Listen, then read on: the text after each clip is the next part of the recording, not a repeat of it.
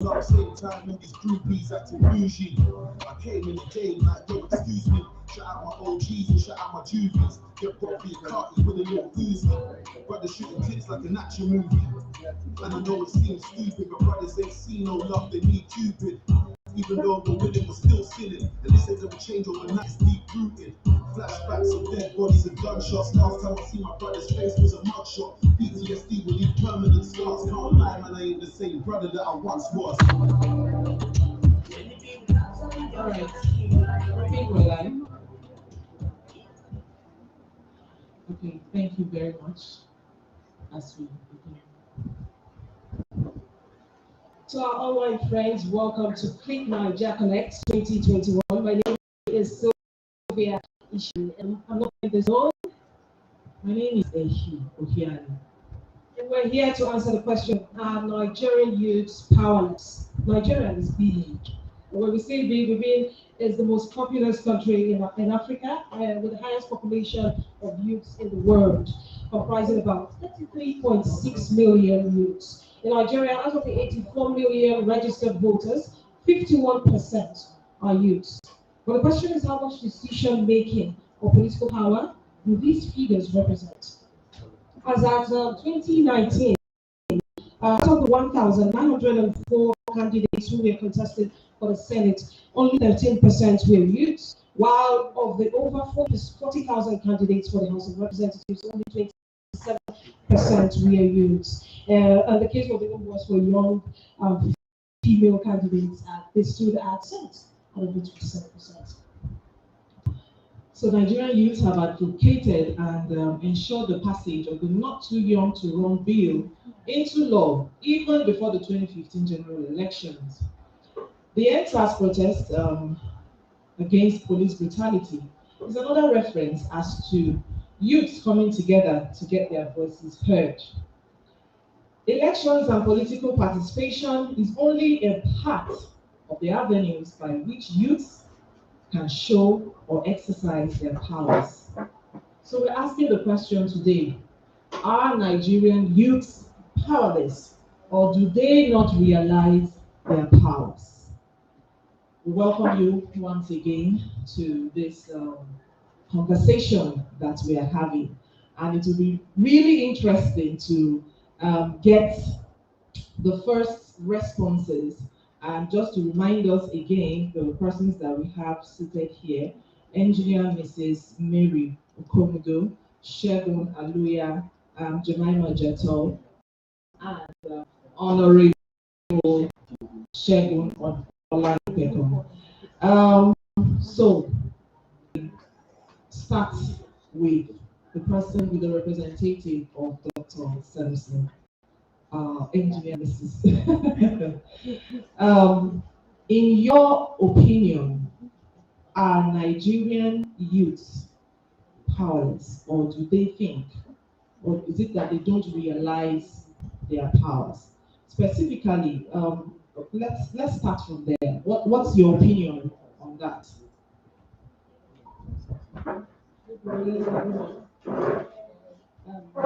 Except the definition of powerless has changed from Oxford Dictionary because it's not being able to influence, not being able to do, or no power. That's without influence, without power. So for me, it's a no-no. Nigerian youths are very powerful. However, we need that great synergy between us in our individual sphere to harness this power. That's my opinion. Thank you. Okay, thank you very much. You know, there are some keywords you use, influence. Remind me of, you mentioned influence in relation to power. So I'm just wondering how much influence Nigerian youth really have. Let me move to Honorable Shegun. Good morning, everybody.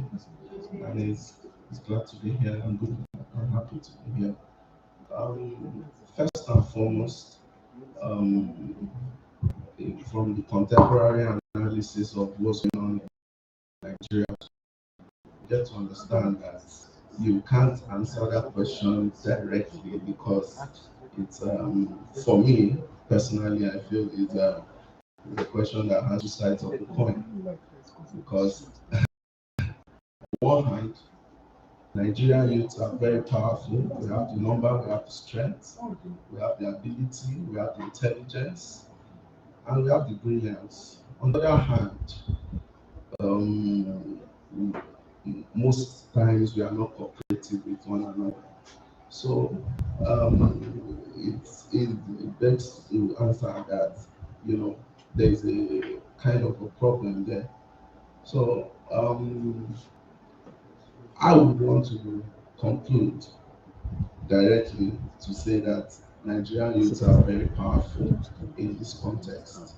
And hopefully, as the discussion goes on, we'll be able to evaluate some of these instances.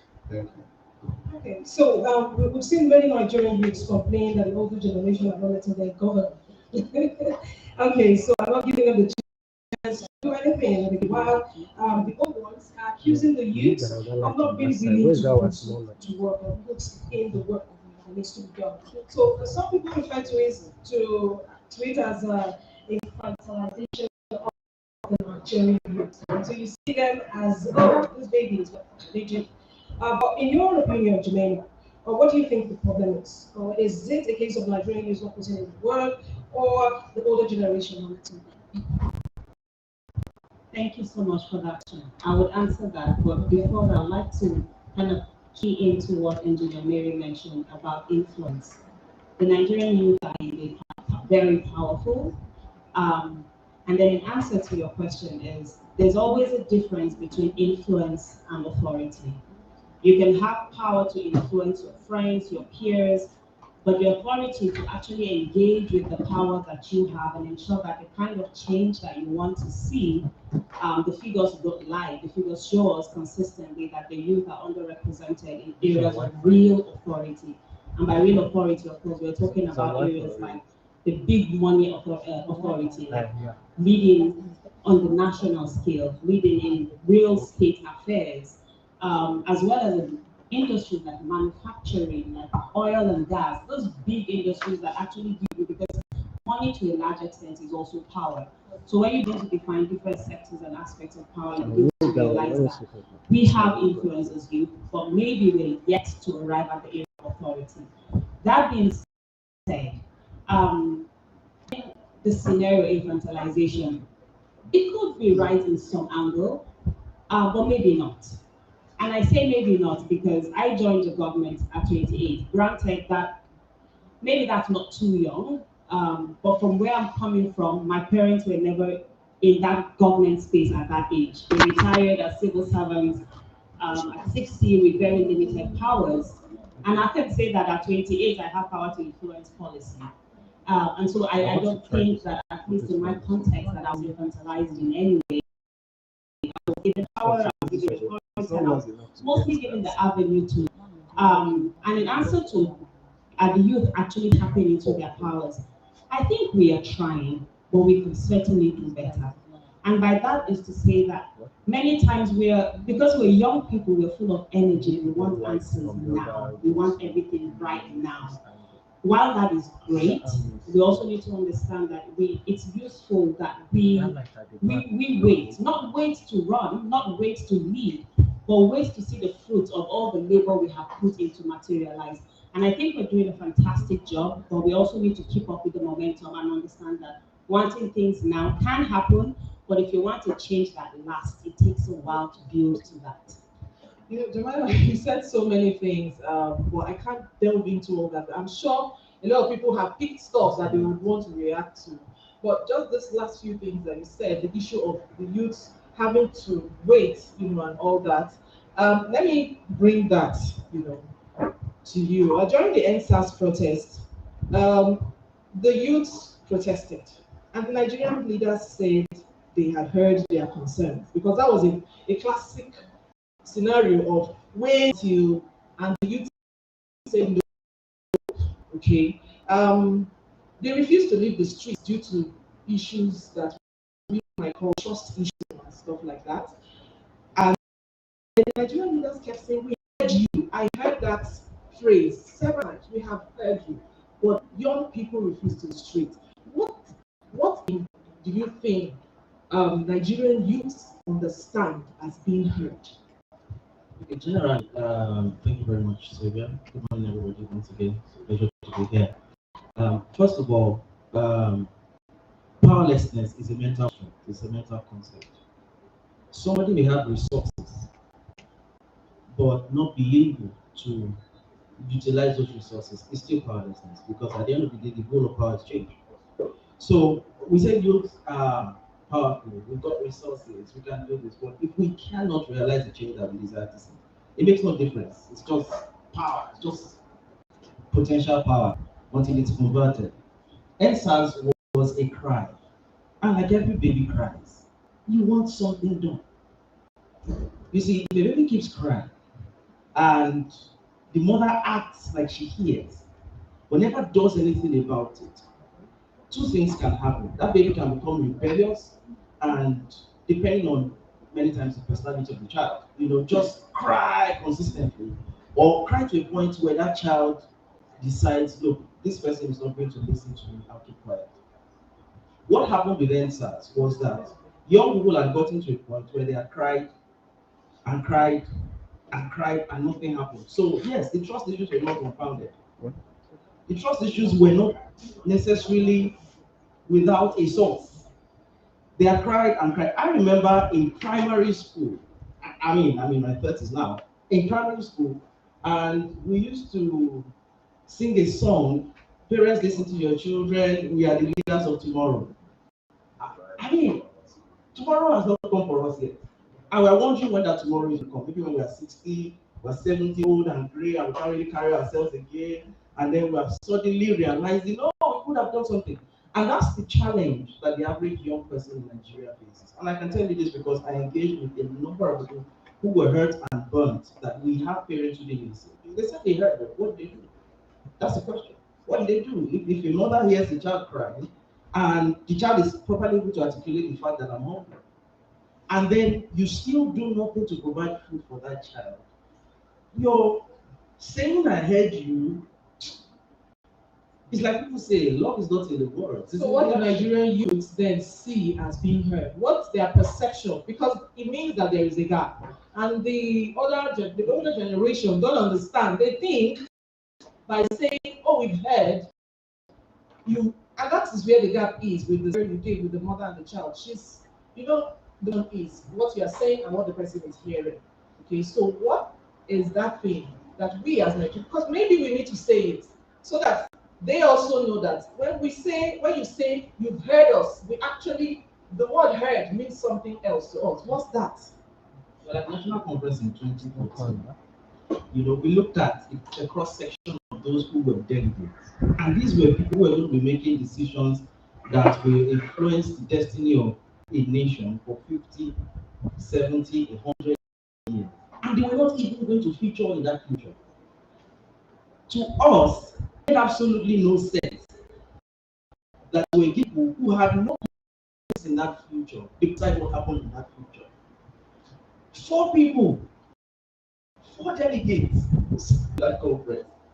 Not because there was a bomb or there was an accident, they were just old. And I'm like, what message does that send to the young people? That at the end of the day, we can say we've heard you, but you don't even have a voice. You don't even have the right to sit down and draw the blueprint for your own future.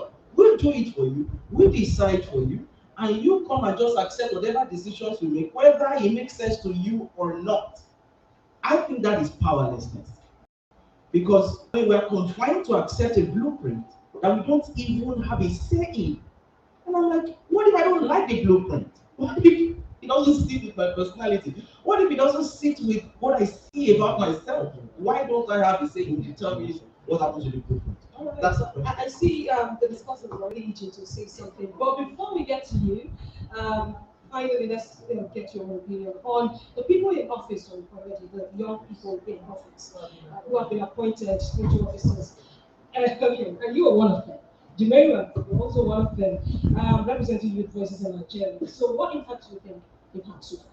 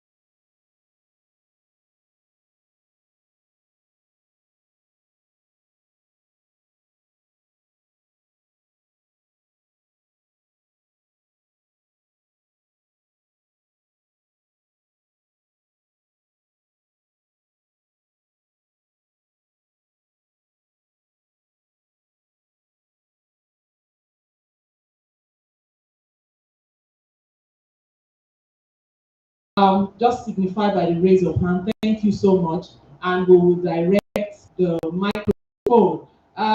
Maybe there's a mic here. There. Yes. Sorry, let's start from the back.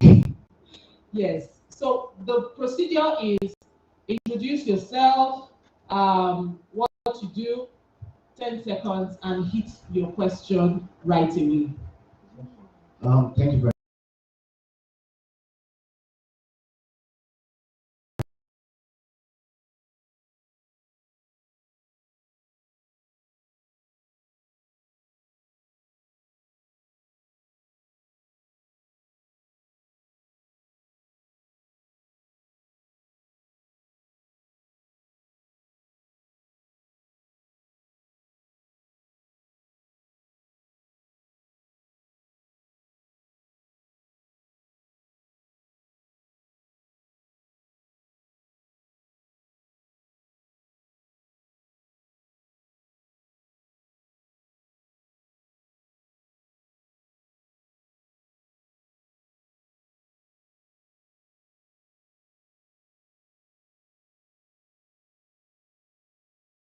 Power is not given, it is taken.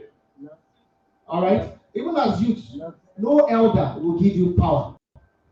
When my brother is saying, the communicator, that when a child cries and nothing happens, when a child cries that daddy, I want to control the house, daddy will not give him the power to control the house. Because daddy will feel, I'll be taking ice cream for breakfast, chewing gum for dinner, and the rest and the rest. And that's not healthy. That's one thing we must understand, even as young people. Nobody will give us power. But the first thing, how do we get this power? Now, right now, Nigerian youth, as we are, we have a potential power. But our power is not kinetic yet. We're like the power, we are yes, just inact at that point. We are slowing it down. We need something to slow that down so that the full force of Nigerian youth can be seen. But when we say power, it doesn't start by power. That's why I was expecting to see someone like Hamza Lawal follow the money. Coming of NGOs with project like that. We almost not be in politics to shape us. We can start by little NGOs like Budget is doing to make leaders accountable. That's how we can come in. So the question is, we can throw to Nigerian youth, without giving you power, what are you doing? Like my politician friend is saying, before you came to politics, is doing something. But like I said, we must not be on politics for us to do something. We can shape policies and influence from our small NGOs on by following the money and corruption cases, project development cases within our small community. That's what I start by saying right now. Our power is the potential, or we can make it like that. You know, the kinetic edge. Of how to move forward. But the next person who has a question or comments. Okay. So you introduce yourself and then well, my name is Joseph Ago. I'm an environmentalist and an educationist by training, but I am a communications designer. All right, there's a lot to say, but I would say I'll make a comment, then ask a question. Now, my comment is regarding the topic for the day. And how I look at it is two ways. There is the internal consideration and external consideration. So it's a yes and no answer. And it's a no answer because it says Nigerian youth are powerless because, like he said, it's mental. I mean, my vote does not count is one election meet that's very, very popular among young people.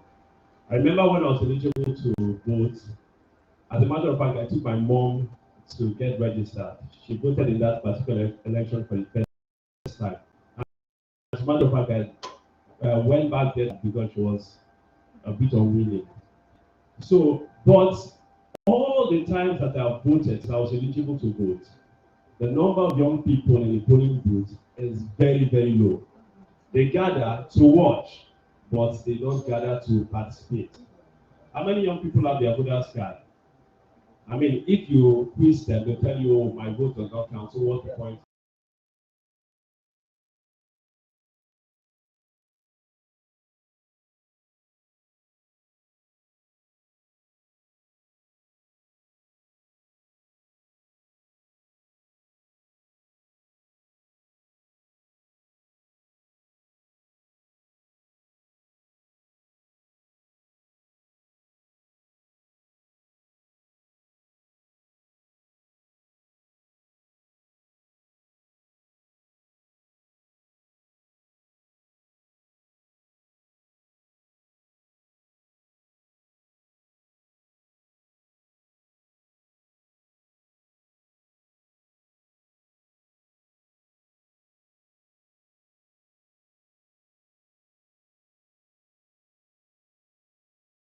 or 3 bank accounts.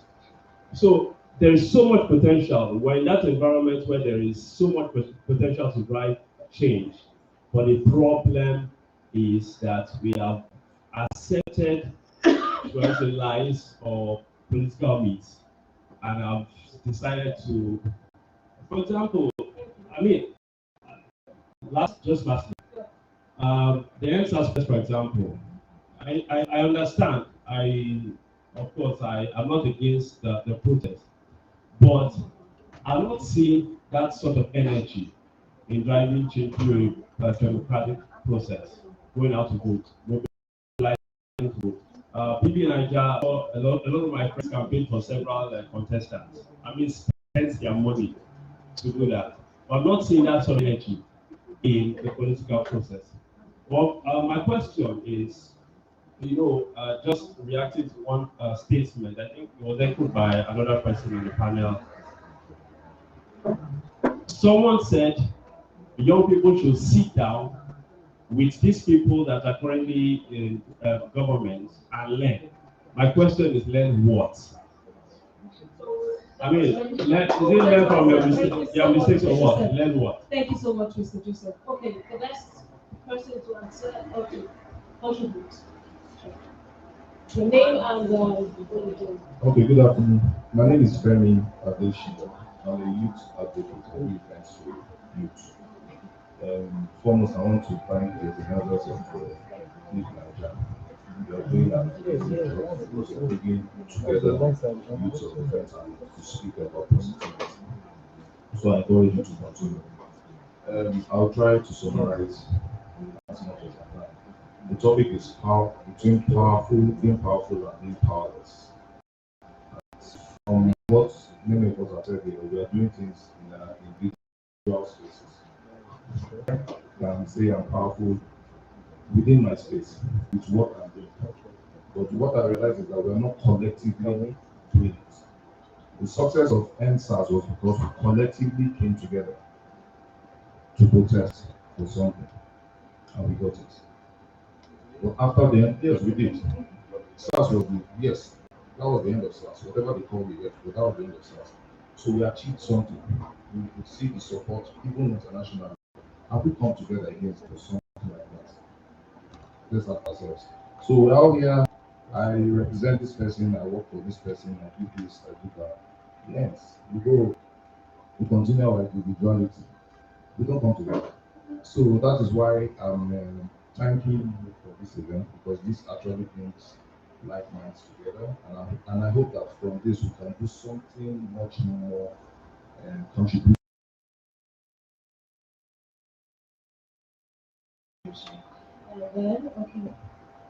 Yes. Yeah, my name is Raji Ozaru. I'm the MD CEO of Hamblin Solutions Limited. It's an indigenous company, local, but we do great things. First of all, I would like to ask, what is power? Growing up, I played Mortal Kombat, and I see knowledge is power. Who will give the power to you? Are you going to take it by force? Are you going to be given, or you have to be powerful? But shifting from this argument, I realized that the youth of Nigeria were only powerful at individual stages. Davido was able to make almost 200 million naira yesterday as an individual. But if you say collectively that the youth should come together and channel the resources towards meaningful gains for Nigeria, you will find nothing. That is one. Secondly, and most importantly, most youth that occupy the social space now, being in government, private, and otherwise, what they do is instead of trying to uplift the others, they try to compete with others. And to that, I find it funny. Like from my own private space, as an MD CEO of my company, I've been able to mentor and guide over 26 companies into the same business that I do. And I don't think they are in competition with me. What I try to do is to try to mentor them, and I don't just coach them, I mentor them. And that's what I've been doing. So now what we should try to do differently now is, you're a communication expert. Now, I was listening to Bauer earlier this morning from the interview that I watched, and he was saying that there's nothing like a diamond brand, and it's all over the social space. So what can we do differently? How do we communicate with us? How do we let them know the strength?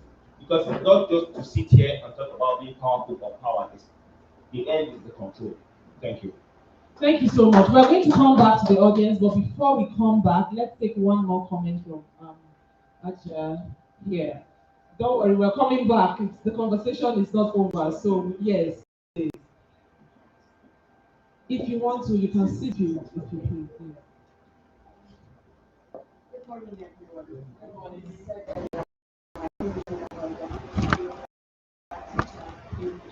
Ladies and gentlemen, I want to talk about this topic today from my own perspective and from my own understanding about the whole issue. It's a Nigerian youth powerless. A Nigerian youth powerless. For me, from all I've heard here is we're channeling it to be political influence of the country. For me, it's beyond that. When you say a Nigerian youth powerless, is a lot. This is a very huge umbrella. You're talking about a lot of things here. I'm going to talk about it from the business perspective. I know the way I started to today. I know what drove my passion in the beginning was part of it was I wanted to see that I'm able to create jobs for people to actually do, especially youth. My target then when I started was secondary school leavers that are willing to get some money to continue so they can work with me for some time and then of course gather, save